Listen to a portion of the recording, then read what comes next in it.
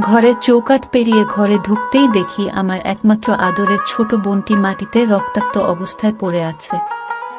দৌড়ে গিয়ে বোনের কাছে বসে মাকে ডাকতে লাগলাম, কিন্তু মা আমার কথায় কোনো সাড়া দিচ্ছে না। দৌড়ে গেলাম মায়ের রুমে ঢুকতেই আমি নির্বাক হয়ে গেলাম, কারণ মা একটা অপরিচিত লোকের সাথে বিছানায় শুয়ে আছে। আমি মাকে এই অবস্থায় দেখে পেছনে ফিরে ঘর থেকে বের হয়ে যাচ্ছিলাম, ঠিক সেই মুহূর্তেই মা আমায় ডাক দিল। আমি দাঁড়িয়ে গিয়ে মায়ের দিকে তাকালাম। মা বলল, তোর না এখন দোকানে থাকার কথা ছিল, কিন্তু তুই এখানে কেন? আমি বললাম, বাবা আমাকে পাঠিয়েছিল তোমার কাছ থেকে 15,000 টাকা নিতে। টাকা দিয়ে কি করবে? মাল কিনতে যাবে, কিন্তু 15,000 টাকা কম আছে, তাই বলেছে বাড়ি এসে নিয়ে যেতে। ঠিক আছে, ড্রয়ার থেকে নিয়ে নে। ঠিক আছে। আর শোন, বল, আমাকে যে এই অবস্থায় দেখেছিস তা কিন্তু তোর বাবাকে বলবি না। ঠিক আছে, বলবো না। মনে থাকে যেন। আমি মনে থাকবে বলে ড্রয়ার থেকে 15,000-এর জায়গায় 16,000 টাকা নিয়েছি, কারণ বোনকে তো ডাক্তারের কাছে নিয়ে যেতে হবে। টাকা নিয়ে মায়ের ঘর থেকে বের হয়ে গেলাম। দৌড়ে বোনের কাছে এসে বোনকে কাঁধে তুলে নিলাম। বোন ব্যথায় ছটফট করছে। আমি পিঠে হাত বুলিয়ে দিতে দিতে হাঁটছি আর বলছি, কিছু হবে না বোন আমার, এই তো ডাক্তারের কাছে চলে এসেছি, এখনই ভালো হয়ে যাবি তুই। আমার কথা মনে হচ্ছে বোনের কানে পৌঁছাচ্ছেই না। সে শুধু ছটফট করছে আর ঘুমাচ্ছে। আমার পা জোড়া যেন আর চলতে যাচ্ছে না। তবুও হাসপাতাল বাড়ি থেকে দূরে না, তাই কোনোরকম হেঁটে চলছি। পথে 2-3 জনকে বলেছিলাম আমার বোনটা অসুস্থ, হাসপাতালে নিয়ে যেতে হবে, আমি আর পারছি না, ওকে একটু হাসপাতাল পর্যন্ত নিয়ে যাবেন। কিন্তু কেউই আমার কথায় পাত্তা দিল না। আমার বোনটাকে কেউই হাসপাতাল পর্যন্ত নিয়ে এলো না। 8 বছর বয়সী বোন আমার বয়স 15। আমি তাকে কাঁধে নিয়ে বাড়ি থেকে হাসপাতাল পর্যন্ত নিয়ে যাওয়া কখনো সম্ভব না, কিন্তু কোনো উপায় নেই।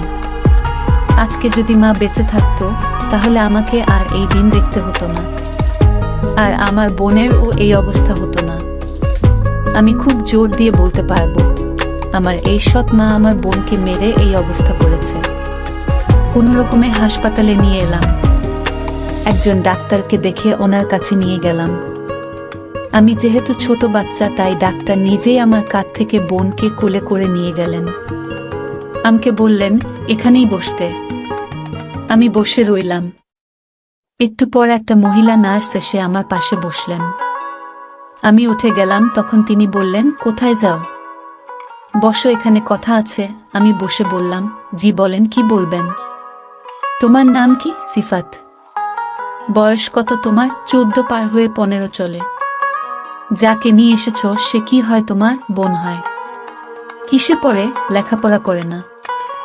কেন? আমি কিছু বললাম না, কারণ আমি চাই না পারিবারিক কথা বাহিরের কেউ জানে। তিনি আবার বললেন, আচ্ছা ঠিক আছে, না বললে নাই। এখন বলো তোমার আব্বু কোথায়? আমি বললাম, দোকানে। তোমার মা কোথায়? মারা গেছে। তোমার বাবা কি জানে তোমার বোনের এই অবস্থা হয়েছে? না। জানাওনি কেন? এমনি। ঠিক আছে, এখন গিয়ে তোমার বাবাকে আসতে বলো। না না। কেন? বাবা শুনলে খারাপ কিছু একটা হয়ে যাবে। তুমি জানো কি তোমার বোনের চিকিৎসা করতে টাকা লাগবে? হ্যাঁ জানি। তোমার বাবাকে না বললে এই টাকা দিবে কে? আমিই দিব টাকা। তুমি টাকা কোথায় পাবে ও নিয়ে আপনাকে ভাবতে হবে না, আপনি শুধু আমার বোনকে সুস্থ করে তুলেন। বলেই বসা থেকে উঠে একটু দূরে এসে বসলাম। কিছুক্ষণ পর ডাক্তার এসে একটা কাগজ দিয়ে বললেন নিচে দোকানে হাসানের কথা বলে ঔষধগুলো নিয়ে আসতে। আমি দৌড়ে গিয়ে নিয়ে এসে ডাক্তারকে দিয়ে দিলাম। উনি আবার বললেন গিয়ে একটা রিক্সা নিয়ে আসতে। আমি হাসপাতাল থেকে বের হয়ে একটা রিক্সা খুঁজে নিয়ে এলাম। ডাক্তার আমার বোনকে কাঁধে করে নিয়ে এসে রিক্সায় বসে আমাকে উঠতে বললেন। আমি উঠলে একজন নার্স আমার হাতে কিছু ঔষধ দিয়ে দেন। আমি ডাক্তারকে জিজ্ঞেস করলাম, কোথায় যাবেন আমাদের নিয়ে? ডাক্তার বললেন, তোমার বাবার কাছে। কেন? দরকার আছে। তুমি শুধু বলো তোমার বাবা কোথায় আছেন। দোকানে। দোকানের ঠিকানা বলো।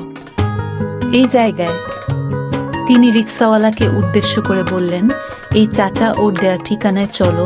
রিক্সাওয়ালা চাচা বললেন, আচ্ছা ঠিক আছে সাহেব। রিক্সা কিছুক্ষণ পর আমাদের দোকানের সামনে এসে থামে। আমি আমাদের দোকান দেখিয়ে বললাম, এই যে আমাদের দোকান। বন্ধুরা, ভিডিওটির মাঝখানে একটি কথা বলতে চাই। আপনারা অনেকেই আছেন যারা আমাদের ভিডিওগুলো নিয়মিত দেখেন, কিন্তু ভিডিওতে লাইক করেন না। অনেক কষ্ট করে ভিডিও তৈরি করি, তো ভিডিওটি ভালো লাগলে অবশ্যই ভিডিওটিতে লাইক করবেন। ডাক্তার সাহেব রিক্সাওয়ালাকে উদ্দেশ্য করে বললেন, এই দাদা থামেন এখানে। রিক্সাওয়ালা আচ্ছা বলে তার রিক্সা থামালেন। ডাক্তার সাহেব আমাকে নামতে বললেন। আমি নামলে আমার বোনকে আমার কাঁধে দিয়ে তিনি রিক্সা থেকে নেমে রিক্সা ভাড়া দিয়ে আবার বোনকে আমার কাঁধ থেকে ওনার কাঁধে নিয়ে দোকানে চলে আসেন। বাবা আমাদের দেখে দোকান থেকে বের হয়ে বললেন, আমার মেয়ের এই অবস্থা কেন? আমাকে কিছু বলার সুযোগ না দিয়ে ডাক্তার নিজেই বললেন, এইটুকু ছোট একটা বাচ্চাকে কেউ এভাবে মারে নাকি? বাবা অবাক হয়ে বললেন, কি বলছেন দাদা? আমি তো ওর গায়ে ফুলের টোকা ও দিই না। আর ওর মা ও তো কিছু বলে না, মারবে দূরে থাক, ওদের না মা নেই। গর্ভধারিণী মা নেই, কিন্তু সৎ মা আছে যে ওদের নিজের সন্তানের মতোই দেখেন। নিজের সন্তানের মতো দেখলে দেখেন তো মেরে কি অবস্থা করেছে। ডাক্তার সাহেব ওনার কাঁধ থেকে বোনকে নামিয়ে দিয়ে চলে গেলেন। বোন আমার ঠিক মতো দাঁড়াতে পারছে না। আমি তাকে ধরে দাঁড় করালাম। বাবা বোনকে ভালোভাবে দেখে বললেন, কিরে সিফাত, শিফার এই অবস্থা হয়েছে কিভাবে? আমি বললাম, বাবা আমি জানি না। বাবা আমার দিকে হাত উঁচিয়ে বললেন, জানিস না মানে? সত্যি করে বল, ওর এই অবস্থা হয়েছে কিভাবে? আমি ভয় পেয়ে কেঁদে দিব অবস্থা প্রায়। বাবা চোখ বড় বড় চোখে তাকালেন আমার দিকে। এবার আমার আরো ভয় করতে লাগলো। তবু ছোলো ছোলো নয়নে বললাম, আমি জানি না। বাবা বোনকে জড়িয়ে ধরে কেঁদে দিয়ে বোনকে জিজ্ঞেস করলেন, মানে তোর এই অবস্থা কে করেছে? এভাবে কে মেরেছে তোকে? বোন কিছু বলছে না, শুধু কান্না করছে।